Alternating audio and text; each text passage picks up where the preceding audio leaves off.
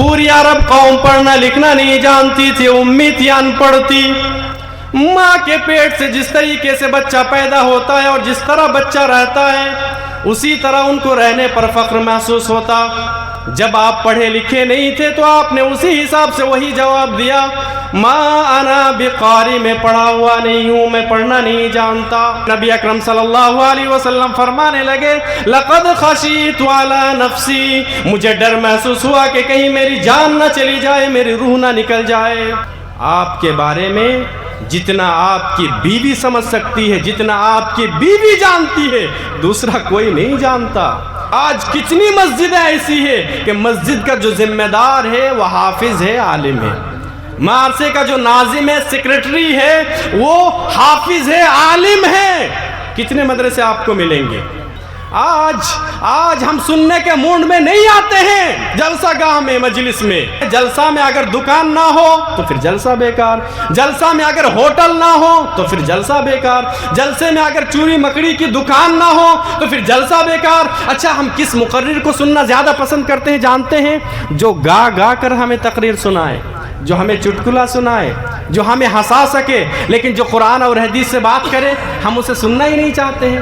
الذي خلق الموت والحیاة ليبلوكم أيكم أحسن عملا، کہ اللہ رب العالمین نے موت کو پیدا کیا، اللہ رب العالمین نے زندگی کو پیدا کیا، ليبلوكم أيكم أحسن عملا، تاکہ اللہ رب العالمین تمہیں پرکھے، اللہ رب العالمین تمہیں جانچے، اللہ رب العالمین تمہارا امتحان لے کہ تم میں سب سے اچھا عمل کون کرتا ہے۔ يصبح الرجل مؤمنا ويمسي كافرا، صبح کو آدمی مسلمان ہوگا، صبح کو مومن ہوگا، شام ہوتے ہوتے کافر ہو جائے گا۔ او یمسی مومنا ویصبح کافرا، شام کو مسلمان ہوگا، صبح ہوتے ہوتے کافر ہو جائے گا۔ یبیع دینہ بعرض من الدنیا، تھوڑے تھوڑے قیمت کے بدلے میں وہ اپنے ایمان کو بیچ ڈالے گا۔ اللہ الصمد ورحمۃ اللہ وبرکاتہ۔ ان الحمد للہ نحمده ونستعینه ونستغفره ونعوذ بالله من شرور انفسنا ومن سیئات اعمالنا، من يهده الله فلا مضل له ومن يضلله فلا هادي له، وأشهد أن لا إله إلا الله وحده لا شريك له، وأشهد أن محمدًا عبده ورسوله، يا أيها الذين آمنوا اتقوا الله حق تقاته ولا تموتن إلا وأنتم مسلمون، يا أيها الناس اتقوا ربكم الذي خلقكم من نفس واحدة وخلق منها زوجها وبث منهما رجالا كثيرا ونساء، واتقوا الله الذي تساءلون به والأرحام، إن الله كان عليكم رقيبا، يا أيها الذين آمنوا اتقوا الله وقولوا قولا سديدا يصلح لكم أعمالكم ويغفر لكم ذنوبكم، ومن يطع الله ورسوله فقد فاز فوزا عظيما، أما بعد فإن خير الحديث كتاب الله، وخير الهدي هدي محمد صلى الله عليه وسلم، والشر الأمور محدثاتها، وكل محدثة بدعة، وكل بدعة ضلالة، وكل ضلالة في النار۔ أعوذ بالله من الشيطان الرجيم، بسم الله الرحمن الرحيم، اقرأ باسم ربك الذي خلق، خلق الإنسان من علق، اقرأ وربك الأكرم، الذي علم بالقلم، علم الإنسان ما لم يعلم، رب اشرح لي صدري ويسر لي أمري واحلل عقدة من لساني يفقهوا قولي رب زدني علما اللهم رب زدني علما۔ اسٹیج پر موجود علماء کرام، حاضرین جلسہ، محترم بزرگوں، دوستوں، دینی اور ملی بھائیوں، میں نے آپ حضرات کے سامنے سورۃ العلق کی ابتدائی 5 آیتیں تلاوت کی ہے۔ انشاءاللہ اللہ رب العالمین کی توفیق اور اس کی مدد سے ان آیتوں کا ترجمہ، تفسیر اور پس منظر قرآن اور حدیث کی روشنی میں پیش کرنے کی کوشش کروں گا انشاءاللہ۔ سب سے پہلے اللہ رب العالمین سے ہم دعا کرتے ہیں کہ رب العالمین سب سے پہلے مجھ کہنے والے کو، پھر سننے والے کو، سب کو پوری عمل کی توفیق عطا فرما۔ اللہ رب العالمین نے ان آیتوں کے اندر کیا کہا، آئیے سب سے پہلے ترجمہ دیکھ لیجئے، پھر پس منظر دیکھیں گے۔ اللہ رب العالمین نے ارشاد فرمایا اقرأ بسم ربک الذی خلق۔ کیا ہے ترجمہ؟ پڑھ اپنے رب کے نام سے جس نے پیدا کیا۔ خلق الانسان من علق، جس نے انسان کو خون کے لوتھرے سے پیدا کیا۔ اقرأ وربک الاکرم، تو پڑھتا رہا اور تیرا رب بڑا کرم والا ہے۔ الذی علم بالقلم، جس نے انسان کو قلم کے ذریعے سے علم سکھایا۔ علم الانسان ما لم یعلم، اور جس نے انسان کو وہ ساری چیزیں سکھائی جو نہیں جانتا تھا۔ یہ سورۃ العلق کی ابتدائی 5 آیتوں کا ترجمہ ہو گیا۔ اب میں چاہتا ہوں کہ ان آیتوں کا جو پس منظر ہے وہ میں آپ کے سامنے پیش کروں، پھر اپنی بات آگے بڑھائیں گے انشاءاللہ۔ بخاری شریف کے اندر یہ حدیث موجود ہے، کتاب الوحی کے اندر۔ نبی اکرم صلی اللہ علیہ وسلم نبوت ملنے سے پہلے، ابھی اللہ کے نبی صلی اللہ علیہ وسلم نبی نہیں بنے، آپ کو نبی نہیں بنایا گیا، آپ غار حرا کے اندر اللہ رب العالمین کی عبادت کیا کرتے تھے، اور کئی روز غار حرا کے اندر اللہ کے نبی صلی اللہ علیہ وسلم گزار دیتے تھے۔ ایک مرتبہ ایسا ہوا کہ نبی اکرم صلی اللہ علیہ وسلم جب کانپتے ہوئے اپنے گھر کی طرف لوٹے، بخاری کی الفاظ ہے یرجف فؤادہ، آپ کا دل کانپ رہا تھا، آپ کا دل تھرا رہا تھا، اور کیوں نہ کانپے، کیوں نہ تھرائے۔ آج غار حرا کے اندر ایک ایسا شخص آیا، انسانی شکل میں آیا، سامنے بیٹھ گیا اور کہا اقرا یا محمد، اے محمد پڑھو۔ بخاری کے اندر یہ حدیث موجود ہے، کتاب الوحی کے اندر۔ انسانی شکل میں آیا، سامنے بیٹھ گیا، اور بیٹھتے ہی کیا کہا اقرا یا محمد، اے محمد پڑھو۔ پوری عرب قوم پڑھنا لکھنا نہیں جانتی تھی، امی تھی، ان پڑھ تھی۔ ماں کے پیٹ سے جس طریقے سے بچہ پیدا ہوتا ہے اور جس طرح بچہ رہتا ہے، اسی طرح ان کو رہنے پر فخر محسوس ہوتا۔ جب آپ پڑھے لکھے نہیں تھے تو آپ نے اسی حساب سے وہی جواب دیا، ما انا بقاری، میں پڑھا ہوا نہیں ہوں، میں پڑھنا نہیں جانتا۔ بخاری شریف کے اندر یہ حدیث موجود ہے، آپ پڑھیے۔ جبریل امین نے کھینچا، پکڑا، زور سے دبایا۔ بخاری کے اندر الفاظ آپ کو ملے گا، اتنا زور سے دبایا، اتنا زور سے دبایا کہ نبی اکرم صلی اللہ علیہ وسلم فرمانے لگے لقد خشیت علی نفسی، مجھے ڈر محسوس ہوا کہ کہیں میری جان نہ چلی جائے، میری روح نہ نکل جائے۔ چھوڑ دیا، پھر کہا اقرا، ہاں سنا نہیں، میں پڑھا ہوا نہیں ہوں، میں پڑھنا نہیں جانتا۔ بخاری کے اندر الفاظ ہے جبریل امین نے پھر کھینچا، پھر دبایا، پھر چھوڑا، پھر کہا کہ اقرا۔ مسند احمد کے اندر یہ الفاظ آپ کو ملے گا.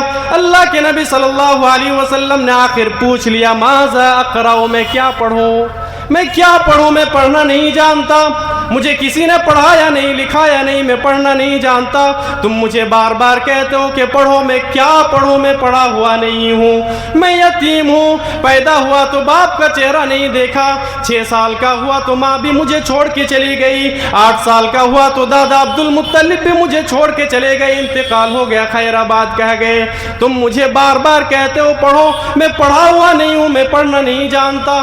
اس کے بعد یہ چند آیت کریمہ نازل ہوتی ہے. جبریل امین نے کہا اقرأ بسم ربک الذی خلق خلق الانسان من علق اقرأ وربک الاکرم الذی علم بالقلم. یہ 5 آیتیں نازل ہوتی ہے. حضرت جبریل امین نے کہا کہ اللہ رب العالمین کے نام سے پڑھو، پڑھو اس رب کے نام سے جس نے پیدا کیا. پھر اللہ کے نبی صلی اللہ علیہ وسلم پڑھنے لگے. یہ چند آیت کریمہ نازل ہوئی. نبی اکرم صلی اللہ علیہ وسلم ڈر گئے. یہی ڈر تھا. چھوڑ دیا غار حرا کو، واپس آ جاتے ہیں. اچھا ایک مسئلہ کیا معلوم ہوا جانتے ہیں؟ یہ جو مرد حضرات ہیں، شوہر ہے، باہر جاتے ہیں کام کاج کے لیے، نوکری کی تلاش میں، کاروبار میں، کبھی کبھی ایسا بھی ہو سکتا ہے کہ کاروبار میں نقصان ہو جائے، گھاٹا ہو جائے. اس حدیث سے ہمیں کیا مسئلہ معلوم ہوا کہ اگر مرد کو پریشانی ہو، مرد کو ٹینشن ہو، مرد کو الجھن ہو تو کیا کرے گا؟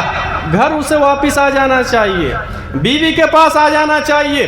نبی اکرم صلی اللہ علیہ وسلم چھوڑ دیتے ہیں غار حرا کو، گھر واپس آ جاتے ہیں، دروازہ کھٹکھٹاتے ہیں. حضرت خدیجہ رضی اللہ تعالی عنہا دروازہ کھولتی ہے، اللہ کے نبی صلی اللہ علیہ وسلم کو ڈرا ہوا دیکھتی ہے. نبی اکرم صلی اللہ علیہ وسلم ارشاد فرماتے ہیں زمیلونی زمیلونی خدیجہ، خدیجہ چادر اڑھاؤ، چادر اڑھاؤ، مجھے ڈر لگ رہا ہے کہ کہیں میری جان نہ چلی جائے، میرے روح نہ نکل جائے. لقد خشیت علی نفسی، حدیث کے الفاظ ہے. نبی اکرم صلی اللہ علیہ وسلم کو چادر اڑھا دی گئی. یہاں تک کہ وہ ڈر جو اللہ کے نبی صلی اللہ علیہ وسلم محسوس کر رہے تھے ختم ہوا. اس کے بعد حضرت خدیجہ رضی اللہ تعالی عنہ ڈھارس بناتی ہے، نبی اکرم صلی اللہ علیہ وسلم کو تسلی دیتی ہے. اللہ کے نبی صلی اللہ علیہ وسلم نے بھی پورا واقعہ بیان کر دیا. خدیجہ آج ایسا ایسا ہوا ہے میرے ساتھ، میں غار حرا ہمیشہ جایا کرتا تھا، آج بھی گیا تھا، آج ایسا ایسا ہوا میرے ساتھ. انسانی شکل میں ایک شخص آیا اور اس طریقے سے باتیں کرنے لگے. خدیجہ مجھے تو ڈر ہے، لقد خشیت علی نفسی، مجھے ڈر ہے کہ کہیں میری جان نہ چلی جائے، میری روح نہ نکل جائے، کہیں جن بھوت کا اثر تو میرے اوپر نہیں ہے، پری اور آشیب کا اثر تو مجھ پر نہیں ہو گیا، میں ہلاک تو نہیں ہو جاؤں گا، میں برباد تو نہیں ہو جاؤں گا. اب یہاں سے آپ دیکھتے جائیے حضرت خدیجہ رضی اللہ تعالی عنہا نبی اکرم صلی اللہ علیہ وسلم کے اخلاق حسنہ اور اخلاق فاضلہ کو بیان کرتی ہے اور کس انداز سے بیان کرتی ہے. اچھا آج کل کی اگر بیوی ہوتی، آج کل کی اگر عورت ہوتی تو جواب کیا ملتا؟ ہاں کس نے کہا تھا آپ کو جانے کے لیے وہاں؟ کیوں آپ گئے؟ منع کیا تھا نا ہم نے کہ مت جایا کیجئے، کیوں گئے آپ؟ تانا دیتی. لیکن مثالی بیوی کس کو بولتے ہیں دیکھیے، میں انشاءاللہ تفصیل کے ساتھ بتاؤں گا. حضرت خدیجہ رضی اللہ تعالی عنہا جو نبی اکرم صلی اللہ علیہ وسلم کو تسلی دیتی ہے، کس انداز سے دیتی ہے. بخاری شریف کے اندر یہ الفاظ آپ کو مل جائے گا، کلا ہرگز نہیں، واللہ لا یخزیک اللہ ابدا، اللہ کی قسم اللہ آپ کو رسوا نہیں کرے گا، اللہ کی قسم اللہ آپ کو ضائع نہیں کرے گا، اللہ آپ کو برباد نہیں کرے گا. کیوں ضائع نہیں کرے گا، کیوں برباد نہیں کرے گا؟ اس لیے کہ آپ کے اندر تو خوبیاں ہی خوبیاں ہیں، اور سب سے پہلی خوبی اور سب سے اہم خوبی یہ ہے کہ انک لتصل الرحم. یہ بیوی بیان کر رہی ہے.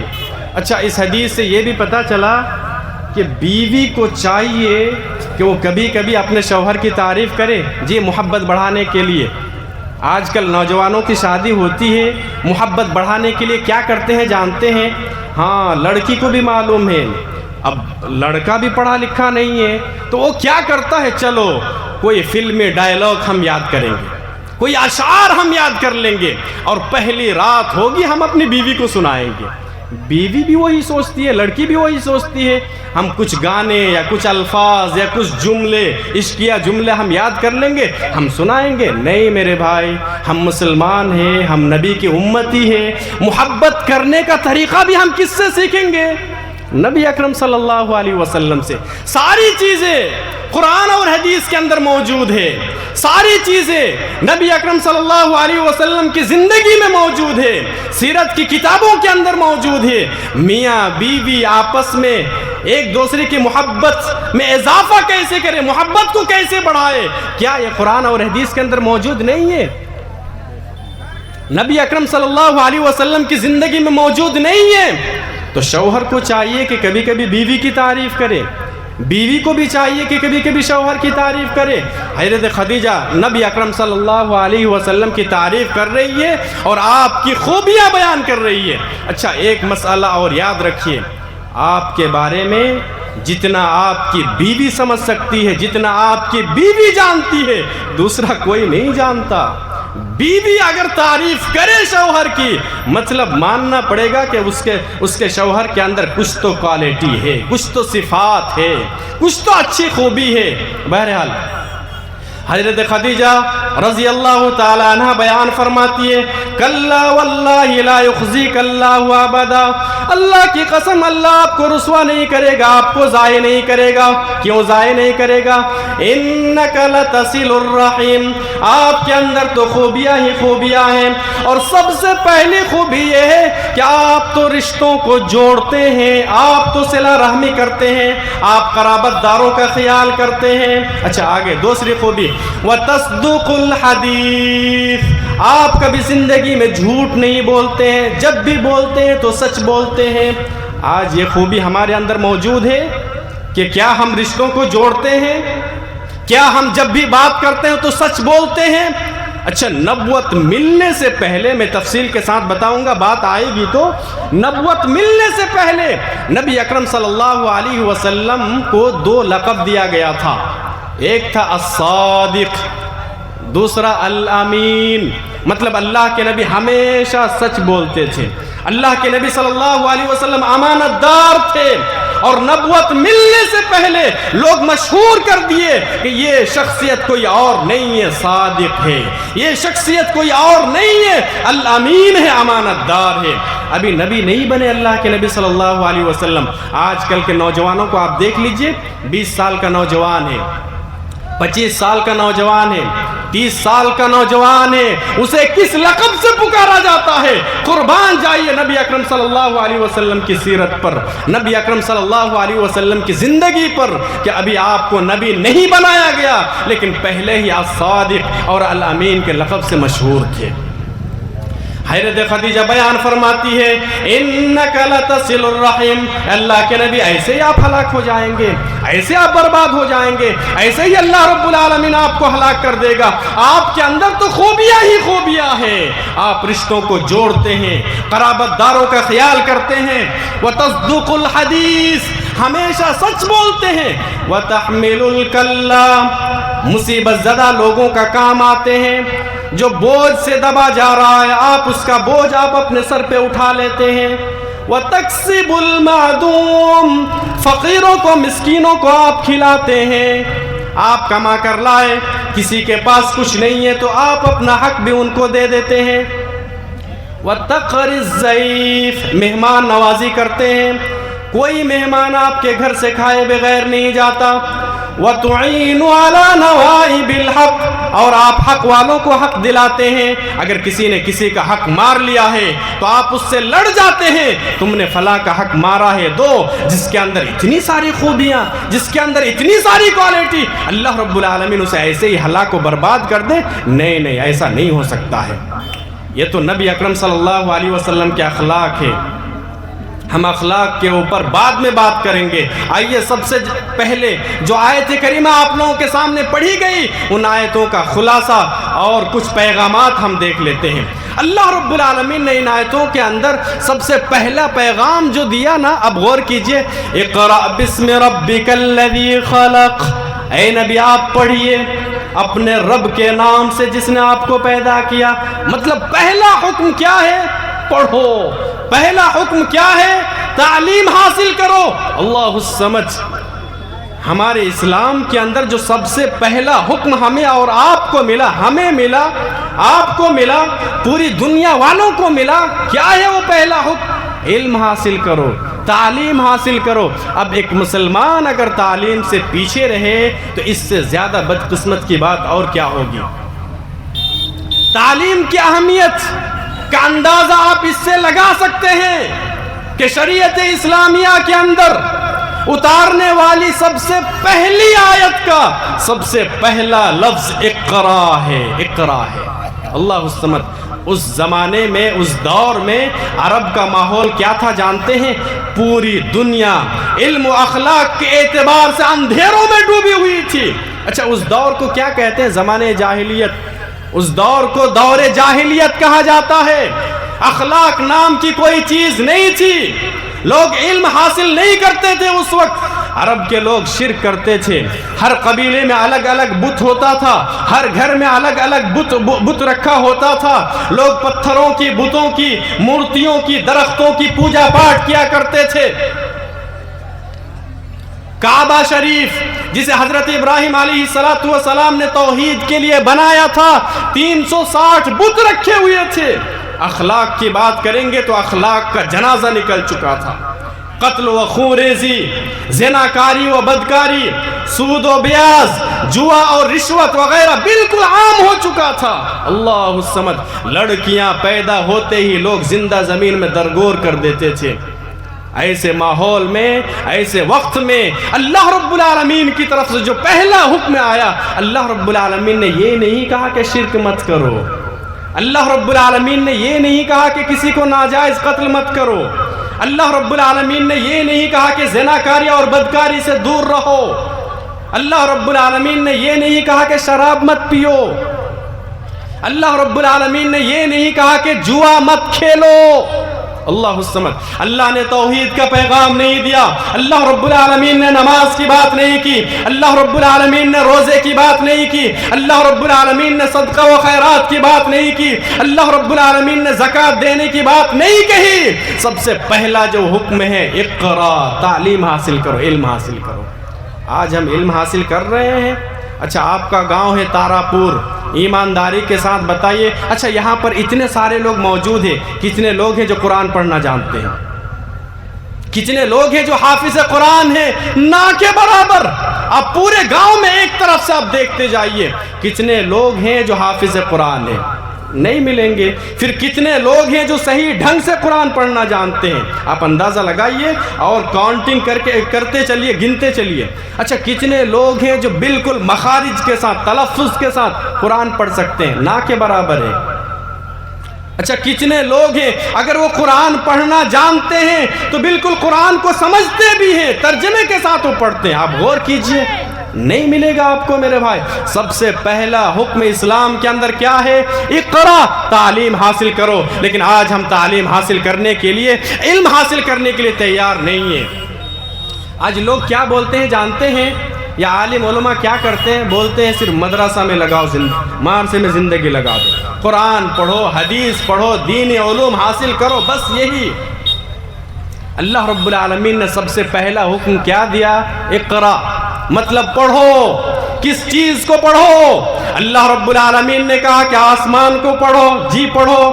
زمین کو پڑھو، سورج کو پڑھو، چاند کو پڑھو، ستارے کو پڑھو، ستارے کے نظام کو پڑھو، پہاڑ کو پڑھو. سائنس پڑھنا ہے سائنس پڑھو، ڈاکٹری پڑھو، انجینئرنگ پڑھو، ہر ایک کے بارے میں علم حاصل کرو. لیکن کیا ہونا چاہیے جانتے ہیں؟ سب سے پہلے اللہ رب العالمین کے بارے میں آپ جانیے. اللہ رب العالمین کون ہے؟ ٹھیک ہے، آپ اپنے بچے کو ڈاکٹر بنا دیے، انجینئر بنا دیے، اچھا خاصا وہ پیسہ بھی کما رہا ہے، آپ بھی مسلمان، آپ کا بیٹا بھی مسلمان، لیکن اسے سورۃ الاخلاص نہیں آتا، آیت الکرسی اسے یاد نہیں ہے، نماز کا طریقہ اسے نہیں معلوم ہے. اللہ رب العالمین نے سب سے پہلا حکم دیا اقرا، پڑھو، لیکن سب سے پہلے آپ کسے مقدم رکھیں گے؟ سب سے پہلے کون سا علوم آپ حاصل کریں گے؟ اللہ رب العالمین نے کہا فَعْلَمْ أَنَّهُ لَا إِلَهَ إِلَّا اللَّهِ، سب سے پہلے علم حاصل کرو اللہ رب العالمین کے بارے میں۔ اللہ رب العالمین کون ہے؟ اللہ رب العالمین کی طاقت کیا ہے؟ اللہ رب العالمین سنتا ہے، سننے کی طاقت کیا ہے؟ اللہ رب العالمین قدرت رکھتا ہے تو کس طریقے سے اللہ رب العالمین پکڑتا ہے؟ اللہ رب العالمین گرفت کر سکتا ہے؟ اللہ رب العالمین رحم و کرم کرنے والا ہے، رحمت کا کیا حال ہے؟ سب سے پہلے اللہ رب العالمین کے بارے میں جانو۔ توحید کیا ہے؟ توحید کس کو بولتے ہیں؟ توحید کی کتنی قسمیں ہیں؟ شرک کیا ہے؟ شرک کی کتنی قسمیں ہیں؟ سب سے پہلے اس بارے میں آپ علم حاصل کیجئے، آپ خود علم حاصل کیجئے، اپنے بچوں کو تعلیم دیجئے۔ آپ اپنے بچوں کو سب کچھ سکھا دیے۔ 50,000 روپیہ وہ مہینہ کما رہا ہے، رمضان کا مہینہ آ گیا، نماز پڑھے گا، رمضانی مسلمان ہے نا، رمضانی مسلمان ہے، اب نماز پڑھے گا لیکن وضو کا ڈھنگ اسے نہیں پتا، وضو کا ڈھنگ نہیں ہے، وضو نہیں کر سکتا صحیح طریقے سے۔ تو اللہ رب العالمین نے کیا کہا؟ فَعْلَمْ أَنَّهُ لَا إِلَهَ إِلَّا اللَّهِ، سب سے پہلے اس چیز کے بارے میں آپ علم حاصل کیجئے۔ قُلْ هَلْ يَسْتَوِي الَّذِينَ يَعْلَمُونَ وَالَّذِينَ لَا يَعْلَمُونَ، اے نبی آپ اعلان کر دیجئے کہ کیا جاننے والے اور نہ جاننے والے برابر ہو سکتے ہیں؟ مطلب جو علم حاصل کرتے ہیں ان کا بڑا مقام ہے میرے بھائی شریعت اسلامیہ کے اندر۔ ایک حدیث کی طرف میں اشارہ کرتا ہوں، نبی اکرم صلی اللہ علیہ وسلم نے ارشاد فرمایا کہ ایک ایسا زمانہ آئے گا کہ اللہ رب العالمین علم کو اٹھا لے گا۔ علم کو کیسے اٹھائے گا؟ حدیث آپ پڑھیں گے تو آپ کو پتا چلے گا جو اچھے عالم علماء ہے اللہ رب العالمین اسے وفات دے دے گا، اللہ رب العالمین اسے اٹھا لے گا۔ اب عالم علماء ختم ہو جائیں گے تو لوگ کیا کریں گے؟ جاہلوں کو اپنا امام بنا لیں گے۔ میں اشارہ کرتا ہوں، آپ سمجھدار لوگ ہیں، سمجھتے چلیے گا آج کتنی مسجدیں ایسی ہے کہ مسجد کا جو ذمہ دار ہے وہ حافظ ہے، عالم ہے، مدرسے کا جو ناظم ہے، سیکریٹری ہے، وہ حافظ ہے، عالم ہے۔ کتنے مدرسے آپ کو ملیں گے؟ کتنی ایسی جماعت یا کمیٹی آپ کو ملے گی کہ جو ذمہ دار ہے، جو ناظم ہے، سیکریٹری ہے، جو صدر ہے، وہ عالم ہے، حافظ ہے؟ کتنے ملیں گے آپ کو؟ نہ کے برابر ہے میرے بھائی۔ نبی اکرم صلی اللہ علیہ وسلم نے ارشاد فرمایا ایک زمانہ ایسا آئے گا کہ اس طریقے سے اللہ رب العالمین علم کو اٹھا لے گا۔ اب جاہل لوگ رہیں گے، وہی امام بن کے رہیں گے، وہی مدرسے کا ذمہ دار ہوگا، وہی مسجد کا ذمہ دار ہوگا، وہی فتویٰ بھی دیں گے۔ نبی اکرم صلی اللہ علیہ وسلم نے کیا کہا؟ فَضَلُّوا وَأَضَلُّوا، یہ خود گمراہ ہے یا دوسروں کو بھی گمراہ کریں گے۔ آج وہی حال ہے کہ نہیں ہے؟ آج وہی حال ہے۔ یہ دیکھیے اتنا بڑا مجمع ہے، یہاں قرآن اور حدیث کی بات ہو رہی ہے، لیکن لوگوں کی تعداد دیکھ لیجئے، چائے کی دکان پر لوگوں کی تعداد دیکھیے اور یہاں پر لوگوں کی تعداد دیکھیے۔ آج ہم سننے کے موڈ میں نہیں آتے ہیں، جلسہ گاہ میں، مجلس میں ہم کیوں آتے ہیں جانتے ہیں؟ صرف گھومنے کے لیے۔ اگر اجلاس میں، جلسہ میں اگر دکان نہ ہو تو پھر جلسہ بیکار، جلسہ میں اگر ہوٹل نہ ہو تو پھر جلسہ بیکار، جلسے میں اگر چوری مکڑی کی دکان نہ ہو تو پھر جلسہ بیکار۔ اچھا ہم کس مقرر کو سننا زیادہ پسند کرتے ہیں جانتے ہیں؟ جو گا کر ہمیں تقریر سنائے، جو ہمیں چٹکلا سنائے، جو ہمیں ہنسا سکے، لیکن جو قرآن اور حدیث سے بات کرے ہم اسے سننا ہی نہیں چاہتے ہیں، ہم اسے سننا ہی نہیں چاہتے۔ آج یہ حال ہے میرے بھائی، یہ میراث رسول، یہ جو مجلس ہے یہاں میراث رسول تقسیم ہو رہا ہے۔ میں ایک واقعے کی طرف میں اشارہ کر رہا ہوں آپ کو۔ ایک مرتبہ حضرت ابو ہریرہ رضی اللہ تعالیٰ عنہ، صحابی رسول ہے، بازار گئے، مارکیٹ میں، کیا دیکھتے ہیں کہ لوگ وہاں خرید و فروخت میں، تجارت میں مصروف ہے۔ حضرت ابو ہریرہ رضی اللہ تعالیٰ عنہ نے کہا یار تم لوگوں کے اوپر تعجب ہے، تم لوگ یہاں کاروبار کر رہے ہو، خرید و فروخت کی باتیں کر رہے ہو، کوئی نفع و نقصان کا حساب کر رہا ہے، کوئی بھاؤ بڑھا رہا ہے، کوئی گھٹا رہا ہے، اور مسجد میں میراث رسول تقسیم ہو رہا ہے، نبی اکرم صلی اللہ علیہ وسلم کا میراث تقسیم ہو رہا ہے۔ لوگوں کو بڑا تعجب ہوا۔ میراث سمجھ میں آیا آپ کو؟ آپ کے ابا کا انتقال ہو جائے، اب جو بھی زمین جائیداد، روپیہ پیسہ، دھن دولت ہے، بیٹوں میں تقسیم ہوگا نا اولاد میں تقسیم ہوگا؟ لوگوں نے سنا کہ مسجد میں نبی کی میراث تقسیم ہو رہی ہے، کہا کہ اچھا میراث تقسیم ہو رہا ہے، چلو ہم لوگ بھی جا کے دیکھتے ہیں۔ سارے لوگ چلے گئے مسجد میں، مسجد نبوی۔ کیا دیکھتے ہیں وہاں نہ سونا ہے، نہ چاندی ہے، نہ روپیہ پیسہ، نہ دھن دولت، کچھ بھی نہیں ہے، بس ایک مجلس ہے، کوئی سکھا رہے ہیں اور بہت سارے سیکھنے والے ہیں، ایک ٹیچر ہے اور بہت سارے اسٹوڈنٹ ہیں۔ واپس آتے ہیں حضرت ابو ہریرہ کے پاس، ابو ہریرہ آپ نے تو کہا کہ مسجد میں میراث رسول تقسیم ہو رہا ہے، وہاں تو کچھ بھی نہیں ہے، بس ایک علمی مجلس ہے۔ حضرت ابو ہریرہ رضی اللہ تعالیٰ عنہ مسکراتے ہیں اور کہتے ہیں ہی تلک میراث رسول اللہ صلی اللہ علیہ وسلم، یہی تو میراث رسول ہے جو تقسیم ہو رہی ہے۔ میرے بھائیوں، تو یہ جو مجلس ہے اللہ اور اس کے رسول کی بات ہو رہی ہے۔ اچھا وہ عقل مند نہیں ہے جو ادھر ادھر گھوم رہے ہیں، سمجھ میں آ رہی ہے؟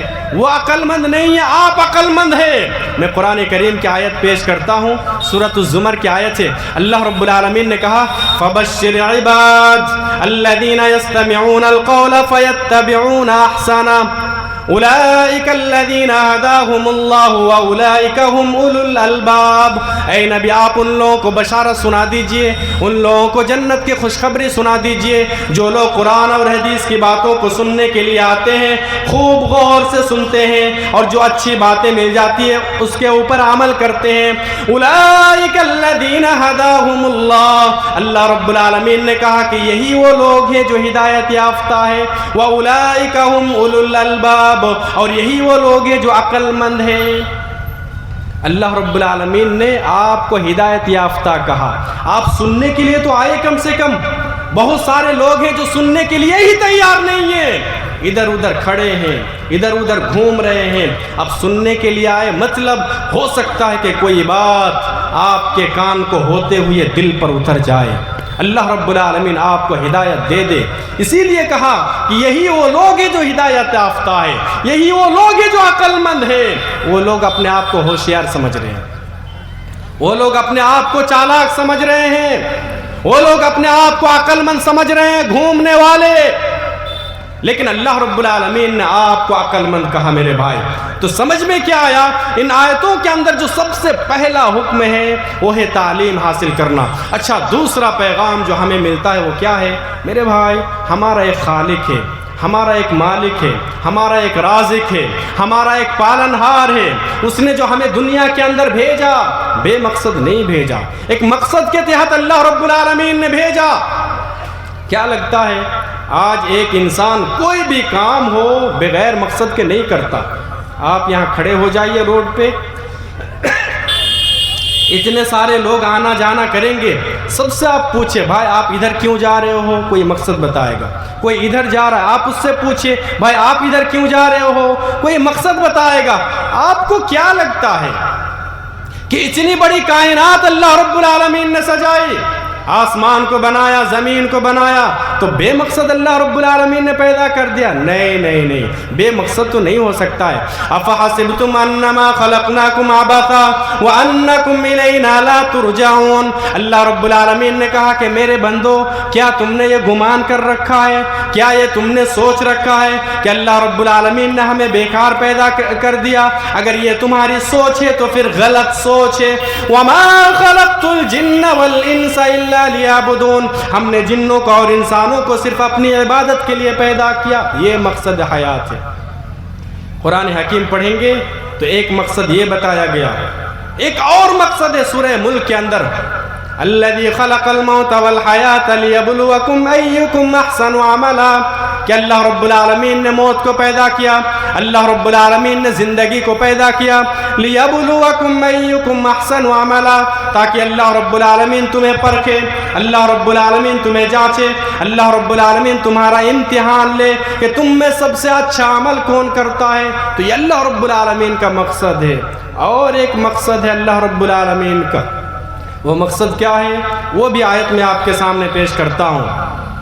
سورہ آل عمران سورہ نمبر 3 کی آیت نمبر 110، کنتم خیر امت اخرجت للناس تأمرون بالمعروف وتنہون عن المنکر وتؤمنون باللہ، تم بہترین امت ہو، اللہ رب العالمین نے تمہیں لوگوں کے لیے پیدا کیا، تم بھلائی کا حکم دیتے ہو اور برائیوں سے روکتے ہو۔ آپ نماز پڑھتے ہیں، اچھی بات ہے، لیکن آپ کے گھر میں آپ کی بیوی نماز پڑھتی ہے کہ نہیں پڑھتی ہے؟ آپ کی اولاد نماز پڑھتی ہے کہ نہیں پڑھتی ہے؟ آپ کا بیٹا بیٹی نماز پڑھتی ہے کہ نہیں پڑھتی ہے؟ یہ بھی آپ کو سوچنا ہے۔ آپ کے گاؤں محلے میں دوسرے لوگ نماز پڑھتے ہیں کہ نہیں پڑھتے ہیں؟ میرے بھائی، دعوت کا کام کرنا، اصلاح کا کام کرنا، یہ تمام نبیوں کی سنت یاد رکھیے۔ آج ہم اور آپ یہ کام کرنے کے لیے تیار نہیں ہیں۔ ٹھیک ہے، ہم اچھے آدمی ہیں، ہم 5 ٹائم کی نمازی ہیں، ہم روزہ رکھتے ہیں، لیکن ہمیں دوسروں کو بھلائی کا حکم دینا ہے۔ تو میرے بھائی، میں بتا یہ رہا تھا کہ یہ بھی اللہ رب العالمین کا ایک مقصد ہے، دعوت کا کام کرنا، اصلاح کا کام کرنا۔ آج ہمیں اور آپ کو یہ کرنا پڑے گا، یہ کرنا پڑے گا، سمجھ رہے ہیں؟ آج ہم اور آپ چھوڑ چکے ہیں۔ یاد رکھیں، آج جو ہمارے اوپر ظالم حکمراں مسلط ہے، آج جو ہمارے اوپر اللہ رب العالمین کی طرف سے مدد اور نصرت نہیں آتی ہے، اس کا ایک وجہ اور ایک ریزن یہ بھی ہے کہ ہم نے اصلاح کا کام کرنا چھوڑ دیا، ہم نے دعوت کا کام کرنا چھوڑ دیا۔ تو یہ کام ہمیں اور آپ کو کرنا پڑے گا۔ دوسری بات، اللہ رب العالمین نے ہمیں عبادت کے لیے پیدا کیا، عبادت کیجئے اللہ رب العالمین کی۔ ایک ایسا زمانہ آئے گا کہ فتنے ہی فتنے ہوں گے۔ اللہ کے نبی صلی اللہ علیہ وسلم کی ایک حدیث ہے صحیح مسلم کے اندر، بادروا بالاعمال فتنا، لوگوں نیک عمل کرنے میں جلدی کرو، جلدی جلدی نیک عمل کرو، کہیں ایسا نہ ہو کہ فتنے آ جائے۔ جب فتنے آ جائیں گے اور اندھیری رات کی طرح فتنے چھا جائیں گے تو کیا حق ہے، کیا باطل ہے، کیا سچ ہے، کیا جھوٹ ہے، کیا ایمان ہے، کیا کفر ہے، آپ تمیز نہیں کر سکتے ہیں۔ ایسے فتنے آنے سے پہلے آپ جلدی جلدی نیک کر لو۔ اچھا، ایسے فتنے آئیں گے، اللہ کے نبی صلی اللہ علیہ وسلم نے ارشاد فرمایا، یصبح الرجل مومنا ویمسی کافرا، صبح کو آدمی مسلمان ہوگا، صبح کو مومن ہوگا، شام ہوتے ہوتے کافر ہو جائے گا۔ او یمسی مومنا ویصبح کافرا، شام کو مسلمان ہوگا، صبح ہوتے ہوتے کافر ہو جائے گا۔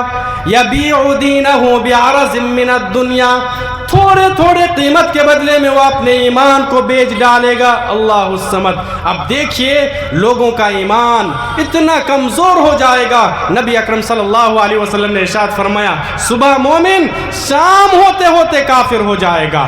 شام کو مسلمان مومن، صبح ہوتے ہوتے کافر ہو جائے گا۔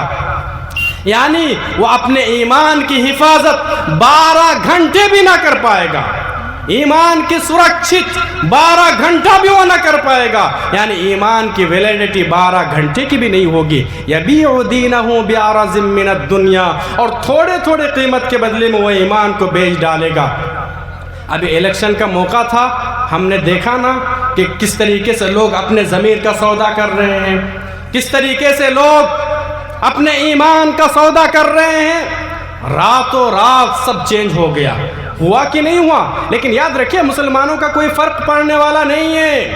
حکومت کسی کی بھی آ جائے، سرکار کسی کی بھی بن جائے، مسلمان کبھی حالت سے گھبراتا نہیں ہے، مسلمان کبھی ماحول سے اور حالت سے گھبراتا نہیں ہے۔ ایک مسلمان کا ایمان ہے، ایک مومن کا عقیدہ ہے، اور یہ عقیدہ ہونا چاہیے کہ پوری دنیا والے مل کے بھی اگر ایک مسلمان کو تکلیف پہنچانا چاہے تو پھر تکلیف نہیں پہنچا سکتا، اتنا ہی تکلیف پہنچا سکتا ہے جتنا اللہ رب العالمین نے مقدر میں لکھ دیا ہے۔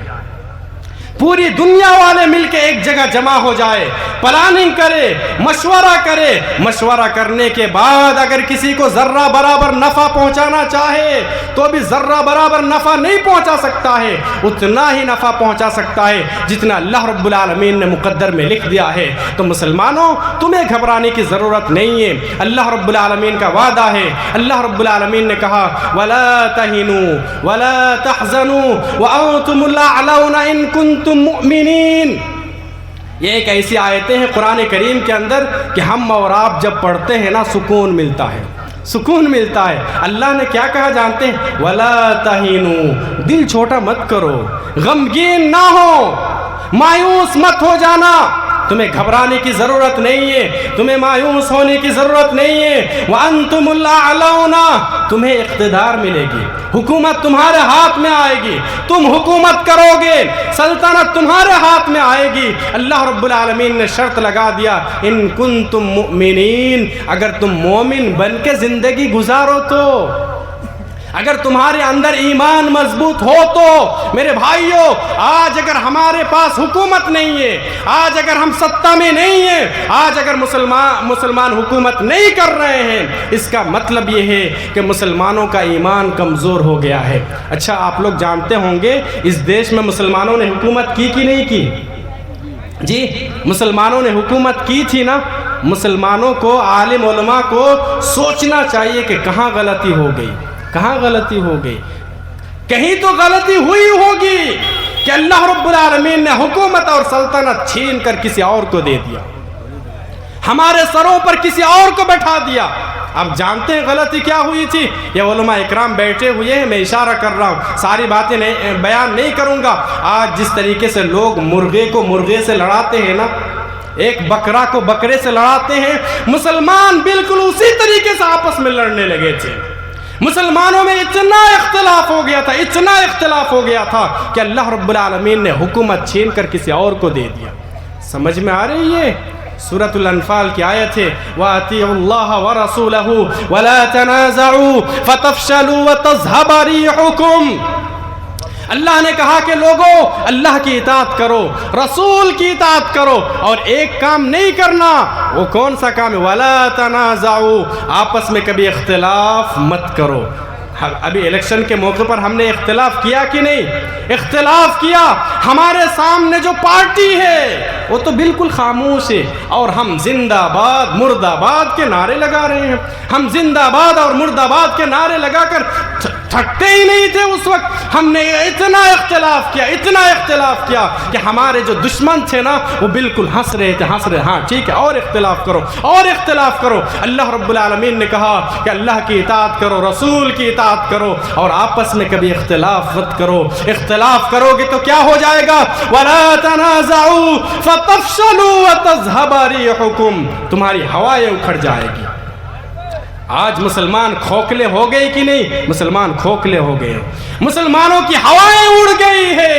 اگر ہوا ہے تو ریح اس کی بہت زیادہ طاقت ہے میرے بھائی، ریح کی، ہوا کی بہت زیادہ طاقت ہے، اور اس سے زیادہ طاقت قرآن حکیم کی ہے۔ قرآن حکیم کو اللہ رب العالمین نے روح کہا۔ ابھی میں وہ آیت کریمہ پیش نہیں کروں گا آپ کے سامنے۔ ریح کی بھی بہت زیادہ طاقت ہے، قرآن حکیم کی بھی بہت زیادہ طاقت ہے۔ طاقت کا اندازہ آپ لگائیں گے، انشاءاللہ میں اپنے عنوان کے اوپر آؤں گا، کچھ باتیں میں بتا دیتا ہوں۔ اب دیکھیے، حضرت ابو سعید خدری رضی اللہ تعالیٰ عنہ نے سورہ فاتحہ پڑھی، صرف اور صرف سورہ فاتحہ۔ ایک شخص کو سانپ نے ڈنگ مار لیا تھا، سورہ فاتحہ پڑھی، دم کیے، زہر ختم ہو گیا، صرف سورہ فاتحہ۔ الحمدللہ رب العالمین الرحمن الرحیم مالک یوم الدین غیر المغضوب علیہم ولا الضالین، سورہ فاتحہ پڑھ کے دم کی، زہر ختم ہو گیا۔ آج کسی کو اگر ڈنگ مار لے، سانپ بچھو ڈنگ مار لے، اب سورہ فاتحہ ایک مرتبہ نہیں، سینکڑوں دفعہ پڑھ لیجئے، دیکھیے تو زہر ختم ہوتا ہے کہ نہیں ہوتا ہے؟ کیوں؟ سورہ فاتحہ بدل گیا آج؟ وہی سورہ فاتحہ ہے نا، وہی اللہ ہے نا، وہی قرآن اور حدیث ہے نا۔ سورہ فاتحہ کے اندر جو طاقت تھی اس وقت نبی اکرم صلی اللہ علیہ وسلم کے زمانے میں، طاقت کم ہو گئی کیا؟ وہی طاقت ہے نا، تو آج شفا کیوں نہیں مل رہی ہے؟ آج زہر کیوں نہیں ختم ہو رہا ہے؟ میرے بھائی، اللہ تو وہی ہے، قرآن و حدیث وہی ہے، سورہ فاتحہ وہی ہے، طاقت وہی موجود ہے سورہ فاتحہ کے اندر، لیکن ہمارے اندر جو ایمان ہے وہ ایمان کمزور ہو چکا ہے۔ ایمان مضبوط کرنے کی ضرورت ہے۔ میں ہمیشہ ایک مثال دیتا ہوں، ہر جگہ مثال دیتا ہوں۔ گن مشین ہے نا، گن مشین، بندوق، آپ شکار کر سکتے ہیں، سامنے والے کو مار سکتے ہیں، بندوق کے اندر وہ طاقت ہے، بندوق کے اندر تو طاقت ہے، لیکن آپ کے ہاتھ کے اندر طاقت نہیں ہے، آپ بندوق کو اٹھا نہیں سکتے ہیں، آپ کیسے ماریں گے آپ سامنے والے کو؟ आप कैसे मारेंगे हिरन को? आप कैसे शिकार कर पाएंगे? नहीं कर पाएंगे। बंदूक के अंदर तो ताकत है, गन मशीन के अंदर वही ताकत है, लेकिन आपके हाथ के अंदर ताकत नहीं है। मेरे भाई समझ में क्या आया? मुसलमानों का ईमान कमजोर हो गया। मेरे भाई तो इन आयतों का सबसे पहला पैगाम, और एक पैगाम ये भी है कि आप तालीम के मैदान में आइए। अल्लाह रब्बुल आलमीन का एक मकसद है पैदा करने का, दुनिया बनाने का, जमीन व आसमान तख्लीक करने का, कि हम अल्लाह रब्बुल आलमीन की इबादत करें। इबादत के लिए हमें और आपको वक्त निकालना पड़ेगा। इसी तरीके से इन आयतों के अंदर, और इन आयतों का जो पसे मंजर मैंने आपके सामने रखा, एक मिसाली बीवी का किरदार भी आपने देखा। मैं 2-4 बातें बयान करूंगा, फिर अपनी बात खत्म कर दूंगा। मेरे भाई, जैसा कि मैंने बताया कि शौहर बाहर से आते हैं तो बीवी को चाहिए कि वो नर्म अंदाज से गुफ्तगू करे। आज क्या होता है, ये शौहर बेचारा पहले से बहुत ज़्यादा उलझन में है, बहुत ज़्यादा टेंशन में है। अब जैसे ही घर पर आए, आप सबसे पहले अपने शौहर को पानी दीजिए, हाल दरियाफ्त कीजिए, किस हालत में है, सबसे पहले ज़हन को आप पढ़िए। वो नहीं करेगी बीवी आज की औरत। अच्छा, मिसाली बीवी ना हो तो वो ऐसा करेगी। वो क्या करती है आजकल की बीवी? हाँ, आपकी बहन ने ये कहा, आपके भाई ने ये कहा, आपके अब्बा ने ये भी बोल दिया, आपकी अम्मी ने ये भी कह दी। इतनी सारी बातें, पहले से उलझन में थे, पहले से टेंशन में थे, अभी और भी ज़्यादा टेंशन हो गया, अभी और भी ज़्यादा पारा गर्म हो गया, तलाक तलाक, या तो फिर मारना शुरू कर दिए। मिसाली बीवी का किरदार क्या होना चाहिए? अच्छा, मेरी बातें अगर औरतें सुन रही है तो वो भी सुने। आपको अल्लाह रब्बुल आलमीन ने मर्दों के लिए सुकून का जरिया बनाया है। सूरह रूम की आयत है, वमिन आयातिही अन खलक़ लकुम मिन अनफुसिकुम अज़वाजा लितस्कुनू इलैहा। अल्लाह रब्बुल आलमीन ने तुम्हें सुकून का जरिया बनाया। इसलिए मेरी माएँ, मेरी बहनें, ये पैगाम अल्लाह रब्बुल आलमीन का याद रखिए। कभी भी अपने शौहर के लिए बाइस से टेंशन ना बने, हमेशा बाइस से सुकून बने। औरतों के लिए 2-4 काम नबी अकरम सल्लल्लाहु अलैहि वसल्लम ने बताए, आप आसानी से जन्नत में जा सकती है। अल्लाह के नबी सल्लल्लाहु अलैहि वसल्लम ने इरशाद फरमाया, इज़ा सल्लतिल मरअतु खम्सहा, 5 वक्त की नमाज पढ़ ले, रमज़ान के महीने में रोज़ा रख ले, अपने शर्मगाह की हिफाजत करे, अपने शौहर की इताअत गुजारी करे। नबी अकरम सल्लल्लाहु अलैहि वसल्लम ने आपको बशारत दी, दखलत मिन अय्यि अब्वाबिल जन्नति शाअत। नबी ने कहा कि ये 4 काम करने के बाद, ये 4 काम अगर कोई औरत, कोई लड़की कर लेती है, कोई बीवी कर लेती है, वो जन्नत के जिस दरवाजे से चाहे दाखिल हो जाए। मेरे भाई, औरतें लान तान ज़्यादा करती है। एक हदीस है सही बुखारी के अंदर, अल्लाह के नबी सल्लल्लाहु अलैहि वसल्लम ने औरतों से मुखातब हुआ और कहा कि तुम ज़्यादा से ज़्यादा सदका करो, इसलिए कि तुम लान तान ज़्यादा करती हो, नाशुक्री ज़्यादा करती हो। औरतों ने अल्लाह के नबी सल्लल्लाहु अलैहि वसल्लम से पूछा, नाशुक्री का क्या मतलब? क्या अल्लाह रब्बुल आलमीन के नाशुक्री, अल्लाह रब्बुल आलमीन की नाफरमानी? अल्लाह के नबी सल्लल्लाहु अलैहि वसल्लम इरशाद फरमाते हैं, तुम अपने शौहर की नाशुक्री करती हो, इसी तरीके से एहसान की नाशुक्री करती हो। उसी हदीस के अंदर यह भी बताया गया कि आप अपनी बीवी के साथ, किसी औरत के साथ ज़िंदगी भर हुस्न सलूक कीजिए। जी देखिए, नबी अकरम सल्लल्लाहु अलैहि वसल्लम ने कितनी जामे बात कही, लौ अहसनत इला इहदाहुन्ना दहर, आप अपनी बीवी के साथ, अपनी औरत के साथ जिंदगी भर अच्छा सलूक कीजिए, जो कहे आप कर दीजिए, मान लीजिए। लेकिन कभी अगर किसी चीज़ में कोताही हो जाए, कमी हो जाए, तो फटक से औरत की ज़बान से क्या जुमला निकलेगा जानते हैं? मा रायतु मिनका खैरन कत्तु, ज़िंदगी में कभी भी हमने भलाई नहीं पाई तुझसे। समझ में आ रही है? तो ये सारे पैगामात हैं, हमें और आपको याद रखना है, रिश्तों को जोड़ना है। रिश्ता जोड़ने वाला कौन होता है? आपके साथ कोई अच्छा सलूक कर रहा है, बदले में आप उसके साथ अच्छा सलूक कर रहे हैं, तो इसको ये रिश्ता जोड़ना नहीं हुआ, ये सिला रहमी नहीं हुआ। आपके साथ अगर कोई रिश्ता काटता है तो आप उसके साथ अच्छा सलूक कीजिए, इसको सिला रहमी कहते हैं। और भी बहुत सारी बातें हैं, मेरा वक्त ख़त्म हो गया। हम अल्लाह रब्बुल आलमीन से दुआ करते हैं, रब्बुल आलमीन तो हमें कहने सुनने से ज़्यादा अमल साले की तौफीक अता फरमा। रब्बुल आलमीन हम तमाम मुसलमानों को तो पक्का सच्चा नमाजी बना दे। रब्बुल आलमीन हम दुनिया के अंदर जब तक ज़िंदा रहें, ईमान पर ज़िंदा रहें, और जब हमारा ख़ात्मा हो तो तौहीद पर हो, ईमान पर हो। व आखिर दावाना अल्हम्दुलिल्लाहि रब्बिल आलमीन। अस्सलामु अलैकुम व रहमतुल्लाहि व बरकातुहू।